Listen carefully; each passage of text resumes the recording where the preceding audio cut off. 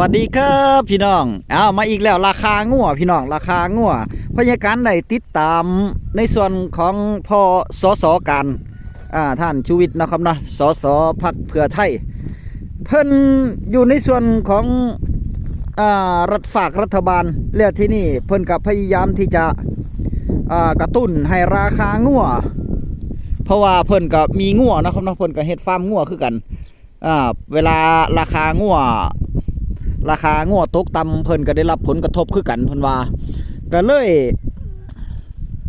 กระตุ้นแล้วก็ในส่วนของเรียกร้องให้ฝากรัฐบาลในส่วนของรัฐบาลนี่เบิ่งราคางัวนะครับเบิ่งราคางัวว่างัวมันราคางัวที่ผ่านมามันตกต่ำแต่ว่าตอนนี้นี่เพิ่นว่าราคางัวนี่เริ่มขยับขึ้นแล้วบางหม่องบางบอนนี่ก็ขึ้นมาแล้วนะครับราคาก็ขึ้นมาแล้วบางหม่องก็ 2,000-3,000 นี่ละเป็นว่าราคางัวนั่นที่นี่ในส่วนของข่าวดี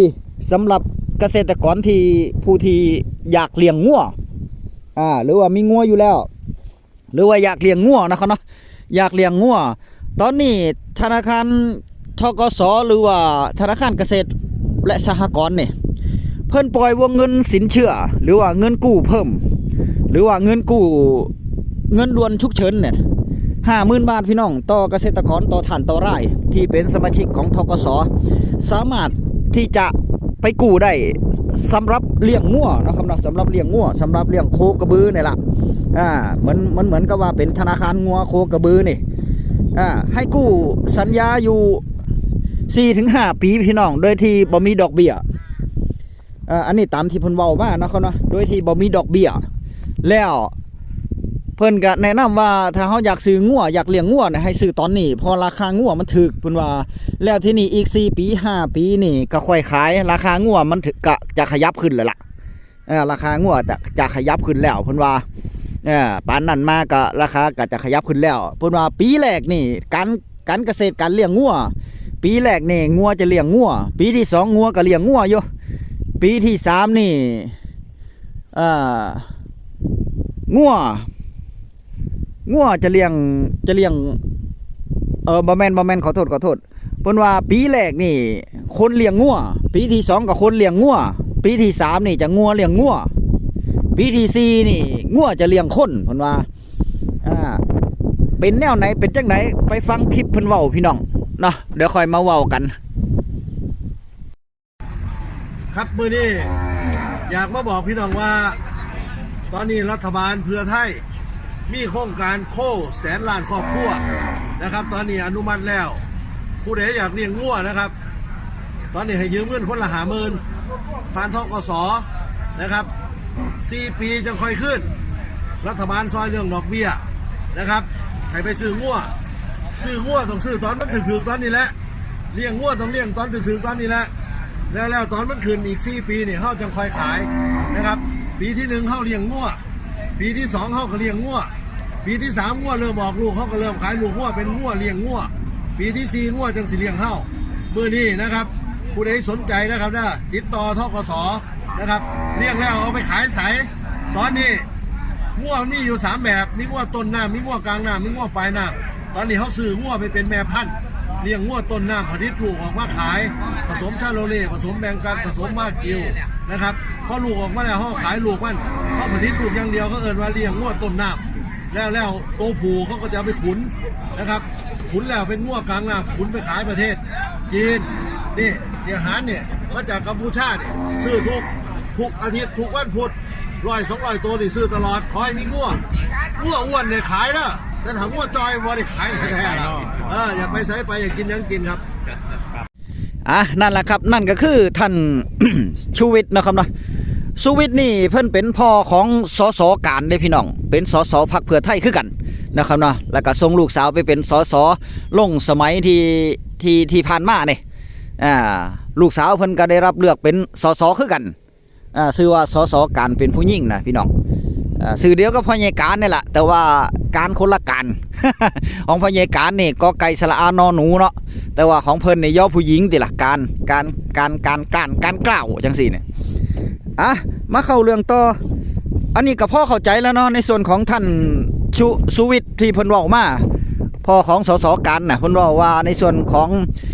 ผู้ที่อยากเลี้ยงงัวนะครับเนาะก็ถือว่าเป็นโอกาสดีที่ภาครัฐบาลเป็นโอกาสดีที่ภาครัฐบาลให้เปิดวงเงินสินเชื่อของธกสร่วมกับธกสให้ไปกู้เงินมาซื้องัวนั่นแหละเป็นธนาคารงัวนั่นแหละพี่น้องถ้าใครอยากได้งัวก็ไปกู้เงินตัวนี้ถือว่าเป็นทุนในการเลี้ยงงัว 4-5 ปีเนี่ยบ่มีดอกเลยเพิ่นว่าดอกคงทีหรือว่าบ่มีดอกนั่นแหละก็ลองเบิ่งพี่น้องแต่ว่าพอยาการก็จะเตือนสติว่าการกู้เงินมันก็เฮ็ดให้เฮาเป็นหนี้เพิ่มหั่นล่ะการกู้เงินมันก็เฮ็ดให้เฮาเป็นหนี้เพิ่มนั่นแหละถ้าเฮากู้มาซื้องัวก็ให้มันซื้องัวอีหลีนะครับเนาะบ่แม่นว่าได้เงินมา 50,000 จังซี่นี่ก็เอาซื้องัวโต 10,000 ปลายจังซี่อีก 2-3 หมื่นนั่นก็เอาไปใส่ส่วนโตนี่อันนี้นี่มันบ่งอกเงยเด้อมันจะบ่งอกเงยเพราะว่าเฮาเอาเงินไปใส่ผิดประเภทแล้วก็ไปใส่ในทางที่บ่ค่อยถูกต้องเนาะครับเนาะแต่ว่าการใส่เงินของเฮานี่บ่มีไผยุ่งเกี่ยวดอกจะไปใส่หยังก็ได้ถ้าเอากู้เงินมาสำคัญที่ว่าตอนเวลาใส่หนี้เพิ่นนี่พี่น้องเวลาเฮาใส่หนี้เพิ่นเฮาจะหาวิธีไหนใส่หนี้ทันบ่ภายใน5 ปีนี่ถ้าเฮาเอาไปเงินไปใส่หมุนเวียนทางอื่นแล้วมันได้งอกได้เงยมามันได้ผลกำไรกลับคืนมาจังสี่ก็บ่เป็นหยังพี่น้องเนาะครับเนาะจังสี่ก็บ่เป็นหยังเพราะว่าเฮาเอาเงินไปหมุนเวียนทางอื่นมันได้รายได้ดีกว่าหรือว่าเงินตัวนี้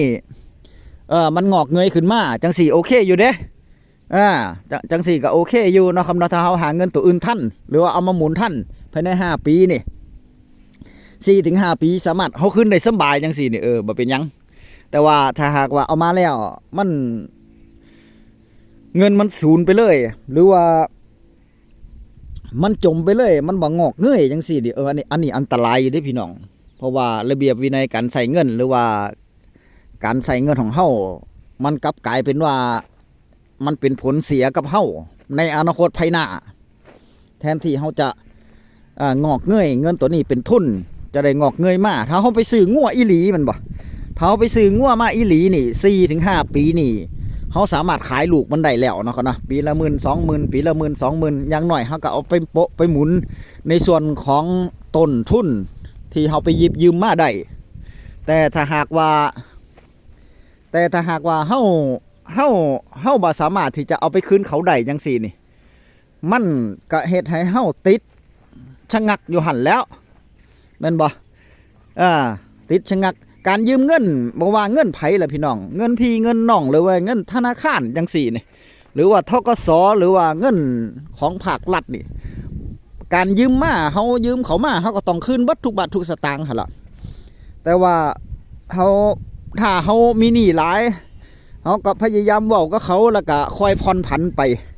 อย่าไปลบไปหนีนะครับเนาะอย่าไปลบไปหนีแต่ว่าให้ใส่หนี้ไปเรื่อยๆมันก็ยังดีกว่าที่เฮาบ่ได้ใส่เขาเลยเพราะใหญ่การว่านะครับเนาะค่อยๆจ่ายไปหั่นละค่อยๆหมุนไปค่อยๆจ่ายไปหั่นละจ่ายได้เท่าใดก็ค่อยจ่ายไปนะครับเนาะก็ยังดีกว่าที่เฮาบ่ได้จ่ายเลยค่อยจ่ายไปเดี๋ยวมันก็เบิดละเฮ็ดจังไดล่ะนะครับเนาะเพราะว่าบางท่านบางคนก็บ่มีอีหลีนะครับเนาะบ่มีอีหลีนั่นล่ะ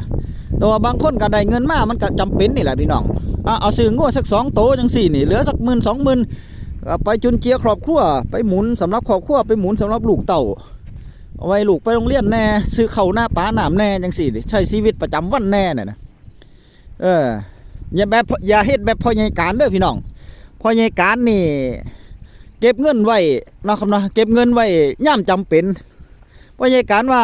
เก็บเงินไว้ย่ามจำเป็นสักก้อนนึงจังซี่นี่นะแต่ที่ไหนได้เงินที่เขาเก็บย่ามจำเป็นนี่พ่อใหญ่การก็เพิ่งหู้ว่าเงินพ่อใหญ่การนี่จำเป็นใส่ซุมือ ว่าจะเก็บเงินไว้ย่ามจำเป็นนี่ปรากฏว่ามันจำเป็นซุมือนี่ล่ะมันก็เลยบ่มีพี่น้อง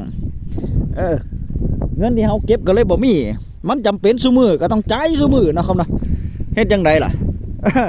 เศร้ามากก็แตกล่ะเงินน่ะเศร้ามากก็กับข้าวกับปลาลูกแน่ยังแน่มันก็ต้องใส่ใจมันก็ต้องจ่ายล่ะกับข้าวกับปลามันจำเป็นซุมือนะครับเนาะการใส่เงินนั่น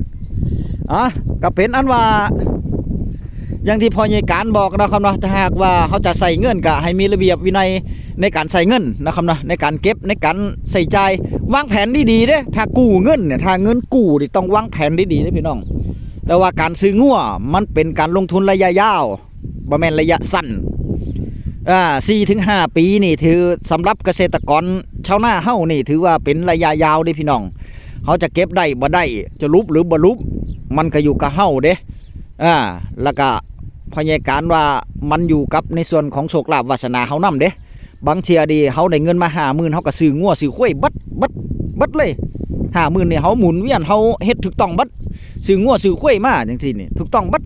แต่เฮาเลี้ยงไปดิบปีนี่กำลังจะดีๆราคางัวถูกก็มีเลี้ยงได้ปี2ปีราคางัวดีๆกำลังจะได้ดีๆนี่ปรากฏว่างัวโดนฟ้าผ่าตายแน่หรือว่าเป็นโรคเป็นอันนี้ตายแน่โอ้ยทอดใจพี่น้องเฮ็ดให้เฮาลุบเด้อบัดนี้จังซั่นน่ะลุบเด้พี่น้องแม่นบ่นี่ล่ะเพราะว่าการเลี้ยงสัตว์นะครับเนาะเพราะฉะนั้นก็ใส่ใจแล้วก็ดูแลมันดีๆยามมันเจ็บมันป่วยมันโซ่หรือว่าหญ้ามามีเฮาก็ต้องสรรหามาให้มันนะครับเนาะถ้าเฮาเลี้ยงงัวถ้างัวเฮาจอยแบบที่ท่านสุวิทย์ว่านี่ถ้างัวจอยมันก็บ่ได้ราคาเด้งัวจอยงัวเป็นโรคก็บ่ได้ราคาเด้พี่น้องถ้างัวอ้วนๆมันพี่มันก็ได้อีกราคาหนึ่งเด้งัวงามๆเนาะครับเนาะราคางัวบางเทียมันก็ขึ้นอยู่กับผู้ซื้อบางทีผู้ซื้อมานี่ไทยบ้านเฮานี่เด้ไทยบ้านเฮาอยากได้เห็นงัวงัวตัวนี้งามเว้ยตัวนี้งามเจ้าของเพิ่นเอิ้นที่จริงมาถ้าขายให้ในห้วยก็ประมาณสัก 20,000 จังซี่นี่แต่ว่าขายให้ไทยบ้านเฮาก็ 30,000 จังซี่นี่เอา 30,000 ถึงจะปล่อยจังซี่นี่หรือว่า 25,000 28,000 ถึงจะปล่อยจังซี่นี่บางคนนี่เพิ่นมักงัวเฮาจังซี่งัวมันอ้วนมันพี่มันงามเพิ่นก็เอาเด้พี่น้องแม่นบ่ราคางัวมันบ่ได้ตายโตเนาะมันดิ้นได้ว่าในสำหรับในห้อยงัวเพิ่นมาซื้อเพิ่นว่าซื้อ